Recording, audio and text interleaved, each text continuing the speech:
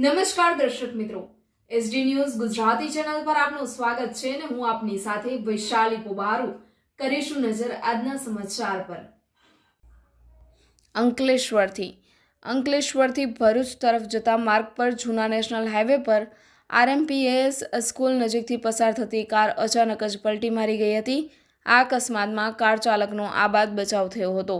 અંકલેશ્વરથી ભરૂચ તરફ જતા માર્ગ પર જૂના નેશનલ હાઈવે પર આરએમપીએસ સ્કૂલ નજીકથી પસાર થતી કાર અચાનક જ પલટી મારી ગઈ હતી। કાર પલટી મારી બાજુમાં આવેલા વરસાદી પાણીના નિકાલની કાંસમાં ખાબકી હતી। કાર ચાલકે સ્ટીયરિંગ પરનો કાબુ ગુમાવતા અકસ્માત સર્જાયો હોવાની પ્રાથમિક માહિતી મળી રહી છે, જેમાં કાર ચાલકનો આબાદ બચાવ થયો હતો। આ દ્રશ્યો જોતા જ લોકોના ટોળેટોળા ભેગા થઈ ગયા હતા। Reporter Jayesh Prajapati, SD news Gujarati, Ankleshwar.